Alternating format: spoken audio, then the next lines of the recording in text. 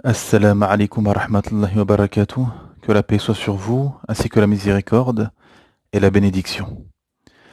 Inch'Allah bi'idhnillah, dans quelques jours, le ramadan va rentrer. Et en fait, quand on réfléchit, on s'aperçoit que le ramadan est, dévoile, dévoile cette supercherie, en fait, de ce paradis illusoire qui a été monté de toutes pièces par le système occidental depuis, allez, on va dire depuis la Seconde Guerre mondiale. Depuis la Seconde Guerre mondiale, depuis les années 50, 60 à peu près, hein, avec le cinéma, l'américanisation des sociétés, le consumérisme, le capitalisme, le libéralisme en fait. Et le ramadan, alhamdulillah, est vraiment un miroir flagrant et permet de démasquer en fait plus que d'habitude, parce que c'est un mois exceptionnel, c'est un mois singulier, euh, permet encore plus, pendant ce mois du Ramadan où les shéatines et diables sont enchaînés, où, où tous les actes d'adoration sont encore plus mis en valeur et où les musulmans sont dans une pratique plus intense, euh, plus assidue, hein, notamment avec le jeûne. Si la personne elle jeûnait jamais pendant le reste de l'année, hein, qu'elle ne jeûnait pas le lundi, le jeudi, les 3 jours blancs, etc. Ça permet de jeûner pendant un mois complet. Ça permet d'aller plus souvent à la mosquée pour ceux qui vont moins à la mosquée. Tarawih, bien évidemment. Après l'Aïcha, ces prières surérogatoires qu'on fait après l'Aïcha, en jama'a, en groupe, alhamdulillah. Euh, et donc en fait, ce mois où on s'abstient de plaisirs qui sont même licites, qui sont halal, comme manger, boire, avoir des rapports avec son épouse ou avec son époux, euh, ainsi de suite, des choses qui sont légiférées, qui sont autorisées, mais qui ne le sont plus pendant les journées du Ramadan, du lever du soleil jusqu'au coucher du soleil. Donc, euh, ça permet encore plus de divorcer de ce bas monde. Où vraiment on divorce complètement avec ce bas monde. Déjà en général le musulman divorce de ce bas monde, le musulman sincère, pieux, assidu qui chemine vers son créateur Allah Ta'ala, mais à ce moment-là, pendant le mois du Ramadan, on est encore plus en divorce, on est encore plus en retraite spirituelle, on va encore plus euh, on va encore plus dans des lectures du Coran, euh, dans le jeûne, dans les prières, dans le fait d'aller se rendre à la mosquée plus souvent, ainsi de suite.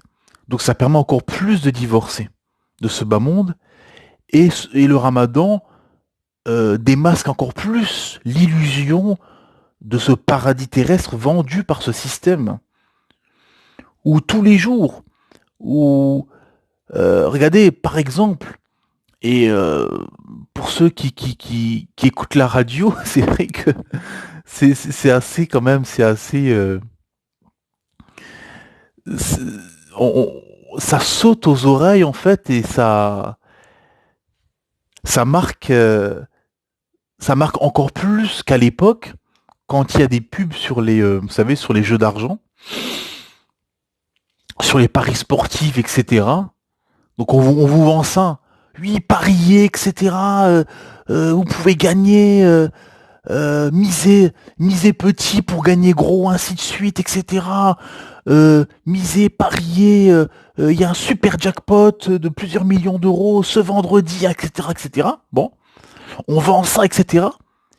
Et une fois que la pub elle est passée, juste après vous avez une voix qui vous dit, un peu en speed, vite comme ça, qui dit attention, les jeux d'argent euh, ramènent à la dépendance, peut faire tomber la personne dans la dépendance, dans la dépression, dans les divorces, dans la ruine, etc., etc., ainsi de suite. Et quand on entend ça, on se dit mais c'est tout à fait hypocrite.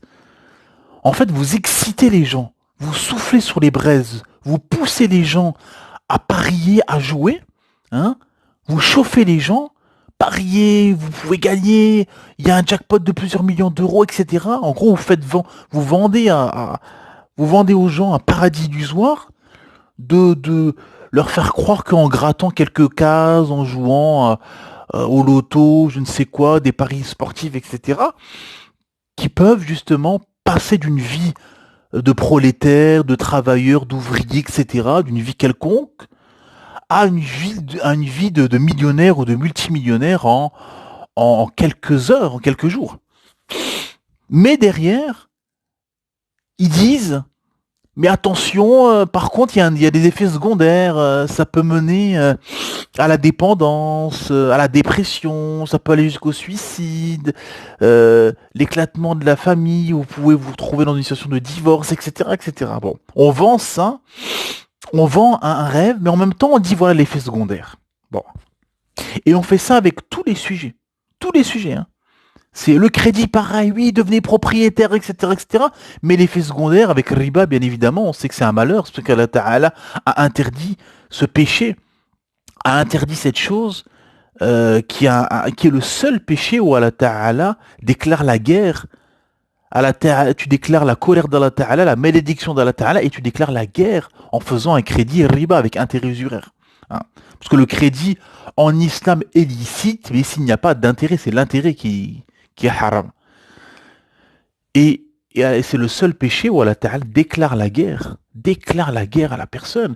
Et vous avez des personnes, ils font un crédit riba, avec l'intérêt usuraire, et, et tout d'un coup, leur vie est un cauchemar.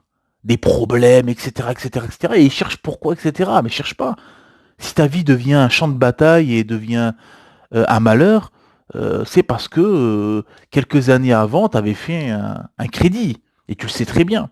Et beaucoup sont dans cette situation. C'est comme il y avait une histoire comme ça où il y avait un homme qui avait dit à un shir depuis quelques années, bah, tout va mal, voilà, tout va mal dans ma vie, etc.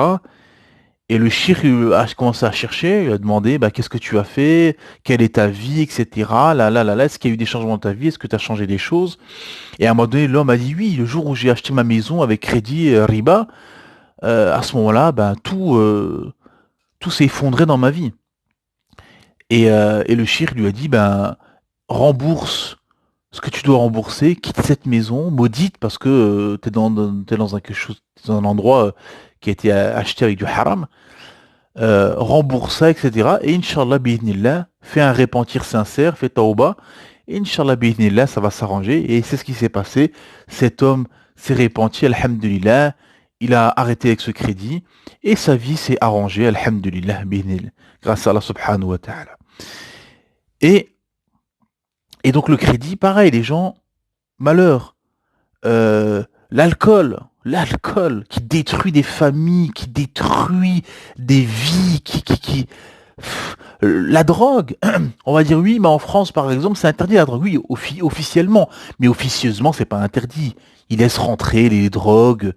Voilà, la drogue est en libre circulation en France. Il y a pas d'interdiction.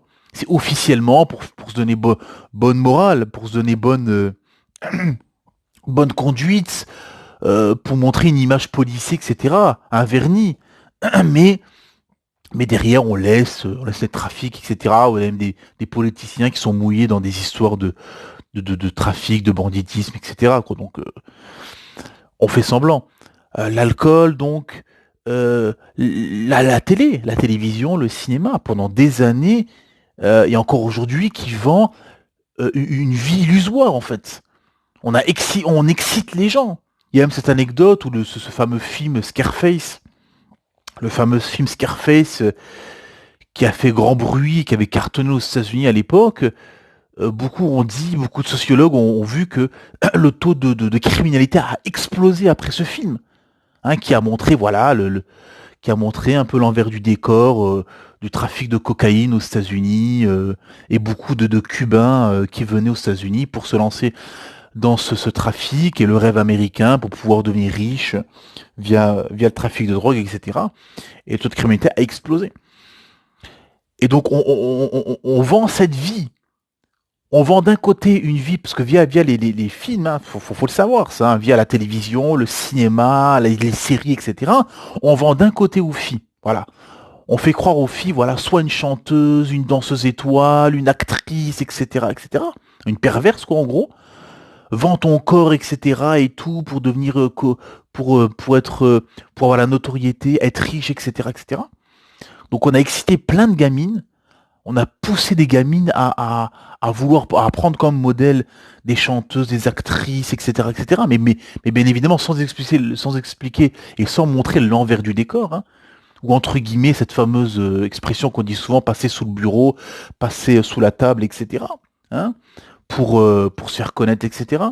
Et donc on en a beaucoup ont compris ça et ça a explosé au visage de beaucoup de gens pendant cette période avec ce fameux hashtag balance ton port où beaucoup d'actrices, beaucoup de chanteuses et de journalistes, etc., de femmes qui sont dans le show business, bah, qui ont témoigné, qui ont dit au début de leur carrière, bah, ils ont dû faire des choses pour pouvoir monter, pouvoir se faire connaître, etc. Il y a plein de témoignages, etc. Donc on a vendu ça aux filles, voilà. Sors, sois carriériste, sois une féministe, bats-toi, t'es l'égal de l'homme et blabla, etc. Jusqu'à au moment des films, des filles qui sont dans des films qui sont comment dire des guerrières et tout, qui sont chefs d'armée. La fille elle fait 1 m 60, elle fait 1 m 60, 40 kilos, 50 kilos tout mouillé et elle arrive à fracasser des hommes de 2 mètres de haut et 100 kilos de muscle, etc.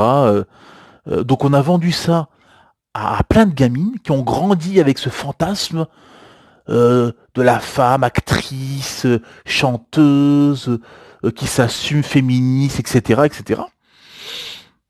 Et bien évidemment, tous les effets secondaires, bah ça, non. Hein. Et là maintenant, ça leur explose en pleine figure. On voit tous les témoignages de femmes qui n'arrivent plus, qui sont célibataires, qui courent, euh, qui n'arrivent pas à joindre les deux bouts, etc., etc. Hein. Parce qu'elles sont toutes seules, elles ont cette mentalité féministe, donc ça a poussé au célibat. Hein. Parce que les hommes, bah, voilà, ils veulent pas se mettre avec une femme qui va leur tenir tête et qui va, voilà, qui a ce caractère féministe, etc. Donc, vous avez un- vous avez toute une génération de célibataires. Et, et comme souvent, c'est les femmes qui ont les gardes, ben c'est elles qui sont avec les gamins, etc. Donc c'est des vies difficiles, etc. Et toutes ces filles comment dire, qui ont sauté dans le wagon du showbiz et qui ont voulu être des actrices, des chanteuses, etc. Bah, le peu qui ont réussi à être chanteuses, actrices, etc. et qui sont souvent des drogués, des moitiés prostituées, etc. Bah, toutes les autres, bah, c'est un carnage, leur vie est catastrophique, etc.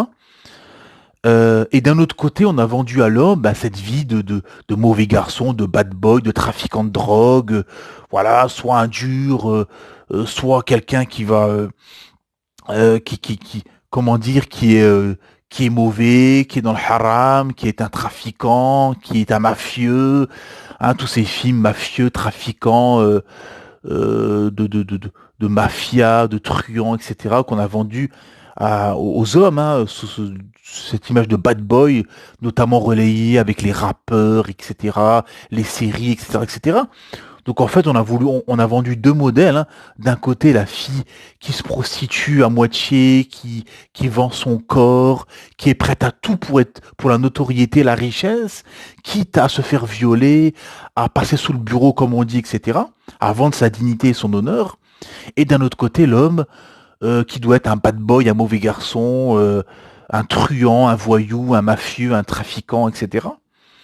Donc via les séries, la télévision, le ciné, etc., etc.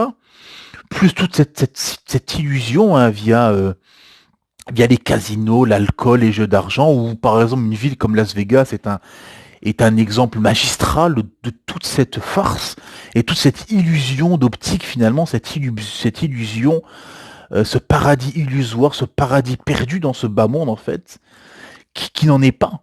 Hein. Euh, et donc, et donc tous les faits secondaires, en fait, on le voit.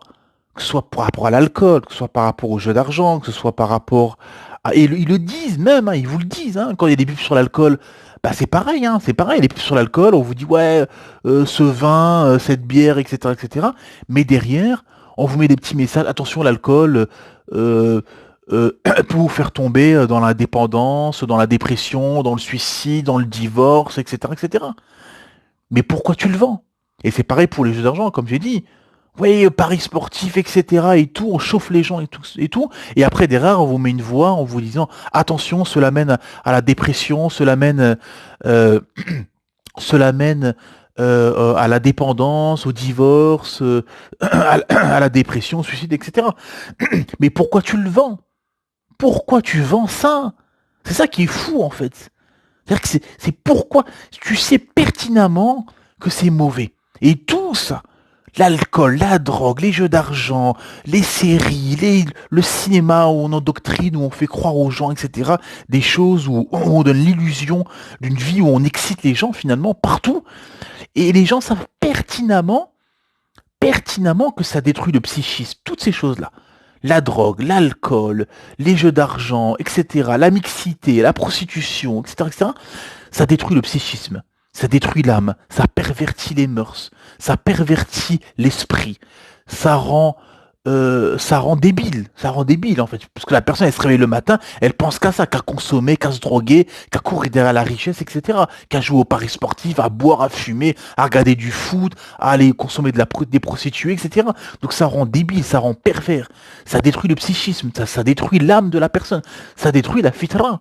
La fitra, la sainte nature, où Allah Ta'ala nous a créés sur l'adoration. On a été créés sur l'adoration. Et en nous, on a tous ça en nous. C'est pour ça que tous ces gens, au final, sont malheureux, sont tristes et sont pas bien. Parce qu'on a été créés sur ça, sur l'adoration.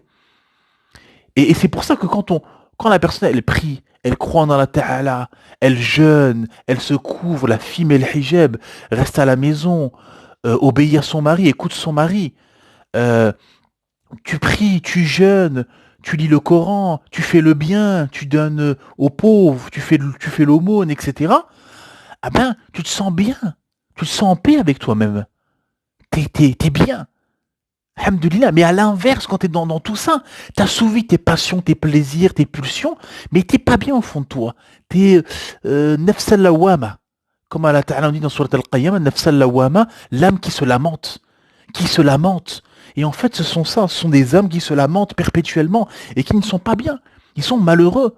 Ils montent cette vie comme ça, ils sont là sur les plateaux, sur les tapis rouges, etc., dans les festivals, à montrer une image policée. Mais derrière leur vie, c'est chaos. C'est beaucoup de femmes se font battre par leurs hommes. Ils sont dans la drogue, l'alcool, les tromperies, l'adultère, etc. Et beaucoup acceptent cette vie-là parce qu'elles y gagnent. Parce que d'un côté, beaucoup de femmes gagnent comme elles ont cette vie de riches, de luxe, de matérialisme, etc. Ben elles acceptent de se faire battre par leur mari, de se faire tromper, etc. pour maintenir cette vie. Beaucoup. Hein. Et donc on est dans cette hypocrisie où beaucoup dans ce show business ont des vies malheureuses, tristes, sont humiliés, sont trompés, etc. Et beaucoup acceptent pour maintenir cette vie matérialiste, consumériste. Wal'iyadu billah. Et finalement, ils sont soumis à Satan. Ils sont soumis à leur passion. Et ils sont soumis à ce système corrompu. Et quand tu es musulman, alhamdulillah, tu te sens bien, tu es en paix avec toi-même. Et tu es loin de cette hypocrisie, de cette humiliation. Et tu es libre, c'est ça.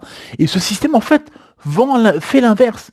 Fait croire que quand tu es musulman, quand tu es soumis à ton créateur, t'es soumis, la soumission, t'as une vie triste, t'as une vie soumise, t'as une vie ci, t'as une vie ça, comme ils disent souvent, voilà, la femme, souvent les mots, voilà, ce qu'ils disent autour de la femme. Ce qu'ils disent autour de la femme, oui, la femme, elle est soumise, et c'est ça, oui, elle est soumise, mais à son créateur, à la Ta'ala. Elle n'est pas soumise à des hommes, à son mari, ou je ne sais quoi. Elle est dans l'obéissance de son mari, comme Allah Ta'ala dit, l'homme a une prédominance et a l'autorité, pour plein de raisons évidentes, etc. Allah Ta'ala a donné l'autorité à l'homme. Mais la soumission de l'adoration, la soumission ultime, de l'adoration, du culte voué, c'est seulement à Allah subhanahu wa ta'ala. On voue un culte seulement à notre créateur, Allah subhanahu wa ta'ala. L'autorité aux dirigeants, aux maris, etc.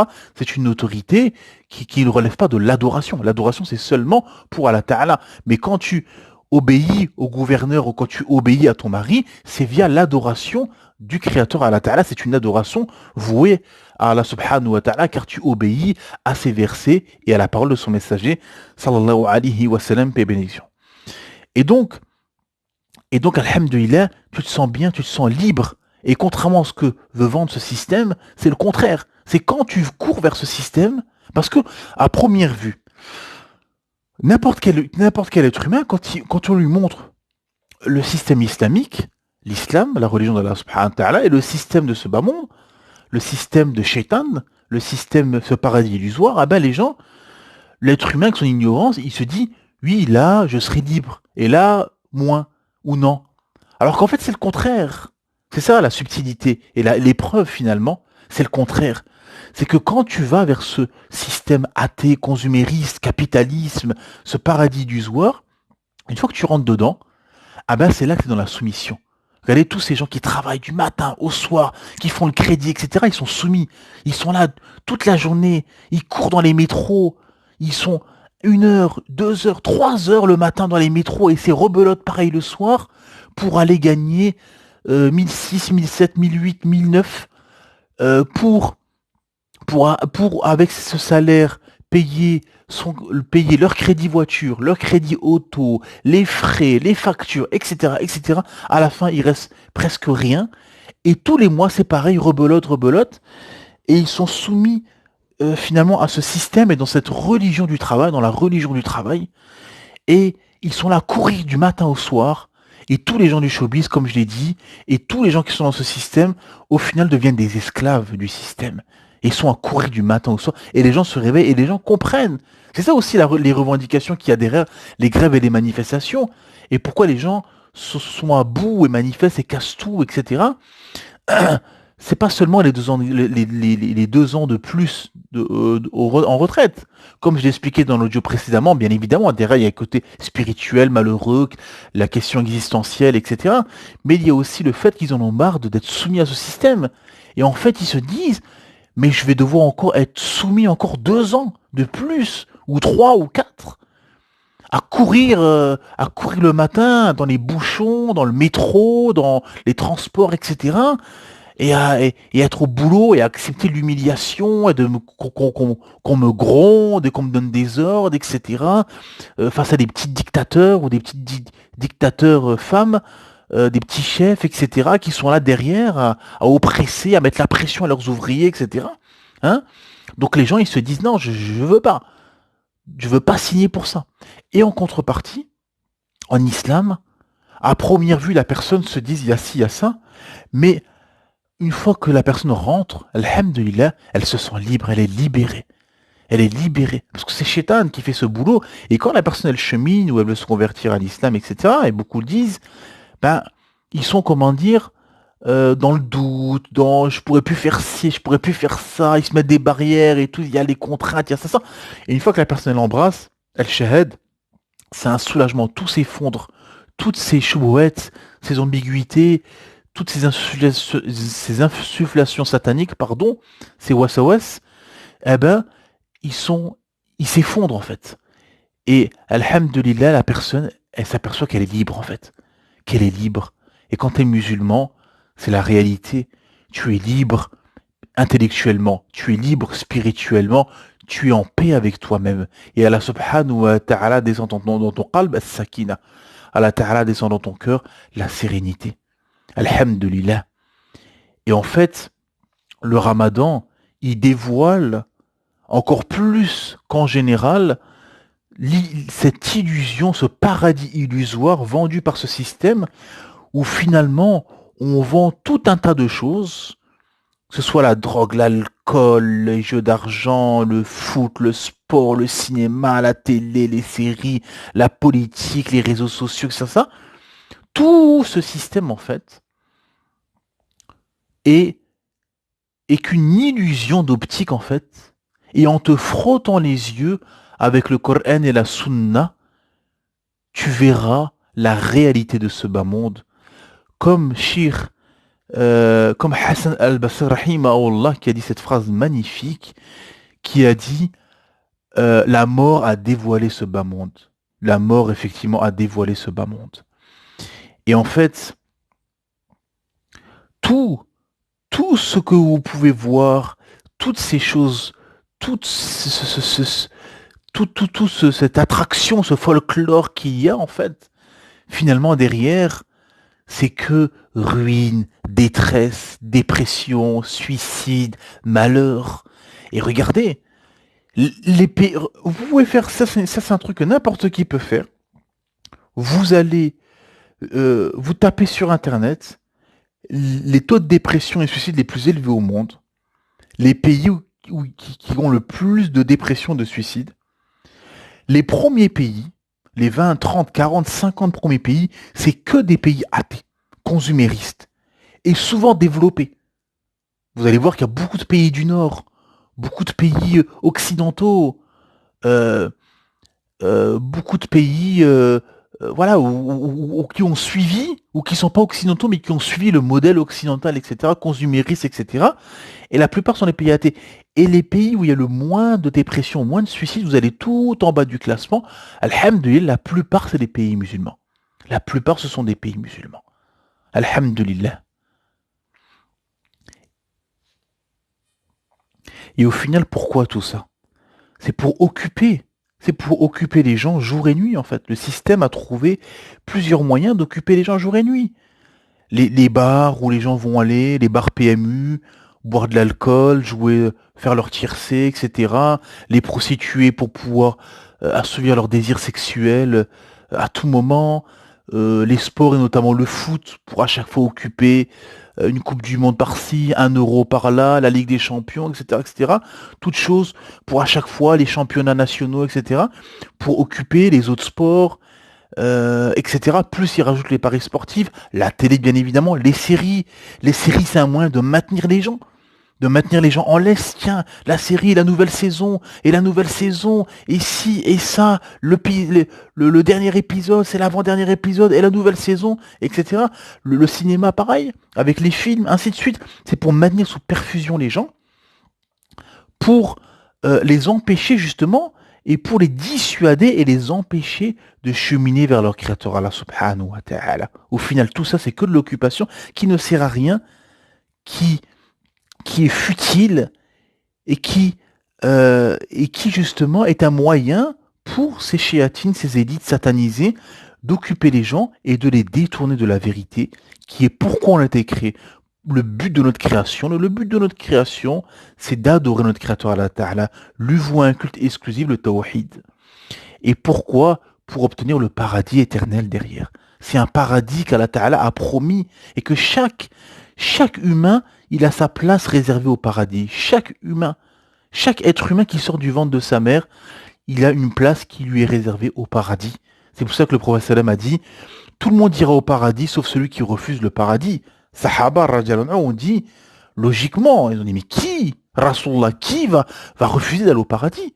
Et Rasulullah sallallahu alayhi wa sallam de répondre, celui qui m'aura obéi accédera au paradis et celui qui m'aura désobéi n'y accédera pas et se sera condamné lui-même finalement. Parce qu'obéir à Rasulullah, sallallahu alayhi wa sallam, obéir au prophète Mohammed, c'est en même temps, c'est obéir à Allah subhanahu wa ta'ala, tout simplement.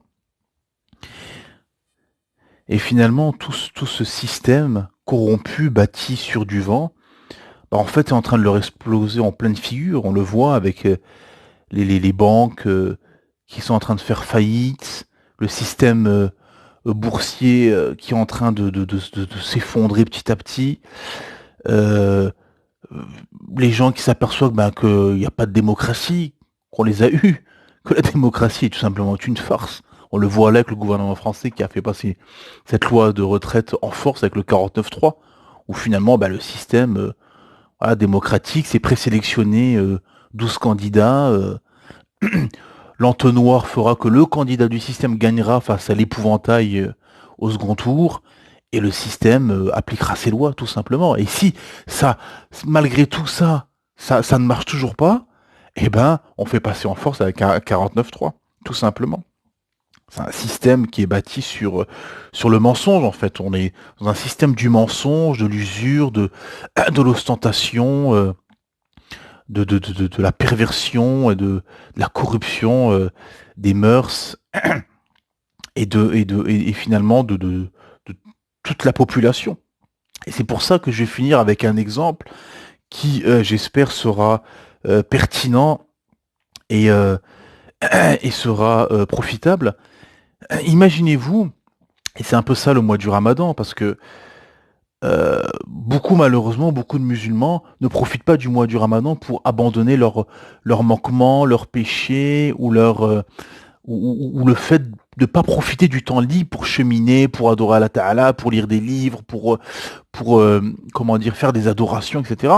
Imaginez-vous, on vous ouvre, bon, je sais pas dans quelle région de France vous êtes, mais ça varie en fonction des, euh, des régions ou des magasins, mais par exemple, imaginez-vous, on vous ouvre les portes du Auchan, ou du Leclerc, ou du Cora, on vous met dedans et on vous dit, vous pouvez prendre ce que vous voulez. On vous donne un, deux, trois, quatre caddies, on vous dit, vous remplissez de ce que vous voulez.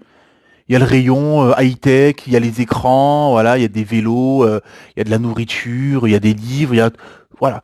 Vous faites ce que vous voulez. Bon.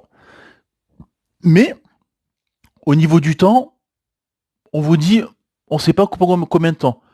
On va vous laisser peut-être 10 minutes, peut-être 1 heure, peut-être 6 heures, peut-être 3 jours, peut-être un mois, peut-être 10 ans. On ne sait pas. Et vous ne savez pas. Bon. Mais dans les rayons, il y a des occupations. Il y a des écrans avec des films, des séries, il y a des jeux vidéo, il y a des gens à gauche, à droite qui se, comment dire, qui sont partis dans des discussions futiles, etc. Bon. Est-ce que vous, et alors vous ne savez pas hein, combien de temps, donc vous savez pas, peut-être 10 minutes, peut-être 1 heure, bah vous allez vous précipiter vers les articles les plus chers, etc. Bon. Est-ce que vous allez vous jeter sur les écrans à regarder des séries, à perdre du temps à regarder des films, à perdre du temps à jouer à la console? Est-ce que vous allez vous plonger dans des discussions futiles et inutiles avec des gens, etc. Non, vous allez au contraire, vous allez vous concentrer, parce que vous avez une mission et vous savez pas dans combien de temps cette mission sera finie. Donc vous allez vers les écrans, les iPhones, etc., les ordis, l'électroménager, les vélos, les trottinettes électriques, etc. Les choses qui ont le plus de valeur, etc. Et vous allez remplir ça le plus possible, etc. Et vous n'allez pas perdre du temps, vous n'allez pas perdre de temps dans des séries, dans des jeux vidéo, dans des discussions futiles, etc. Bon, ah bah c'est exactement pareil avec le Ramadan. Le Ramadan, on a un mois, alhamdoulilah, où les diables sont enchaînés, où on est plus dans une optique spirituelle, où il y a cette nuit bénie, la al-Qadr, la nuit d'Al-Qadr, qu'on traduit la nuit du décret ou la nuit du destin, la wa'alem, euh, où il y a les 10 dernières nuits, les 10 derniers jours, les 10 dernières nuits qui seront justement euh, et on a beaucoup, beaucoup d'opportunités et beaucoup de moyens où on le sait aussi, chaque nuit, il y a des gens qui sont affranchis de l'enfer. Chaque nuit du Ramadan, chaque nuit, il y a des gens qui sont affranchis de l'enfer. Qu'Allah subhanahu wa ta'ala fasse en sorte qu'on soit parmi ces gens-là. Amin. Euh, Ainsi de suite. Donc profitez mes frères et sœurs, et ce rappel je le fais à moi en premier, et de cheminer et de profiter pour cheminer, pour adorer Allah Ta'ala, pour lire plus de livres que d'habitude, pour lire plus le Coran que d'habitude, pour faire plus de prières surrogatoires que d'habitude, pour plus aller à la mosquée que d'habitude. Hein? Alhamdulillah, et cheminer et adorer notre Créateur Allah Ta'ala et ne pas tomber dans des futilités, dans des séries, des jeux vidéo, si vous avez pas encore enlevé la télé, profitez d'enlever la télé. C'est un bon moyen d'enlever cette télé qui est à la maison, qui occupe et qui fait perdre du temps et qui est un moyen de faire fondre le temps qu'on a besoin, qui est précieux. Comme a dit Hassan Basri rahimallah, tu n'es qu'une solde de jours, tu n'es que des jours sur pattes en fait. Et chaque jour qui passe, c'est des jours en moins et des morceaux de toi qui partent. Et qui s'en vont finalement et qui se rapprochent de la tombe. Donc profitez, enlevez cette télé qui est un moyen de perdre de temps inutile.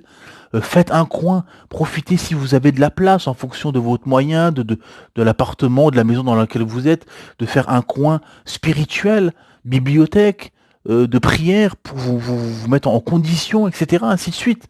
Et d'abandonner les manquements, les péchés, et de profiter pour ensuite, après le ramadan, de continuer ses adorations, etc., ainsi de suite. Alhamdulillah, de profiter de ce mois béni pour ça. Et comme cet exemple où vous allez dans un grand magasin, dans un grand supermarché, que vous avez l'occasion de cheminer et l'occasion plutôt de prendre des provisions, etc. Bah là c'est pareil, ces provisions sont finalement les hasanat, alhamdulillah. Et euh, euh, et aussi pour dire, excusez-moi, que comme l'année dernière, Inch'Allah, bi'idhnillah, on fera comme ça des petits audios tous les jours ou tous les 2 jours ou tous les 3 jours en fonction du temps libre qu'Allah subhanahu wa ta'ala nous accordera, de s'arrêter sur des versets, sur des ayats. J'aurai une surprise aussi avec un livre, Inch'Allah bi'idhnillah, d'un grand savant qui s'est arrêté sur des versets, des sagesses, et on verra ensemble avec les paroles de savants et euh, voir les sagesses et les profondeurs de certains versets, certaines sagesses, certaines injonctions, certains ordres. Alhamdulillah, Inch'Allah, bi'idhnillah. Et sachez que la plus grande épreuve pendant le ramadan, vous savez quelle est la plus grande épreuve du ramadan? C'est le premier jour de Shawwal. C'est le jour de l'Aïd. C'est quand le ramadan est parti. Et quand le ramadan est fini, c'est là la plus grande épreuve, pardon, mes frères et sœurs, la plus grande épreuve du ramadan, c'est le jour où le ramadan est fini. Le jour de l'Aïd, c'est là la plus grande épreuve du ramadan, car le ramadan nous laisse, nous laisse sur place comme ça, comme une vague qui nous laisse au bord d'une plage, et on se dit qu'est-ce qui va nous manquer ce mois du ramadan. سبحانك اللهم بحمدك أشهد أن لا إله إلا أنت أستغفرك وأتوب إليك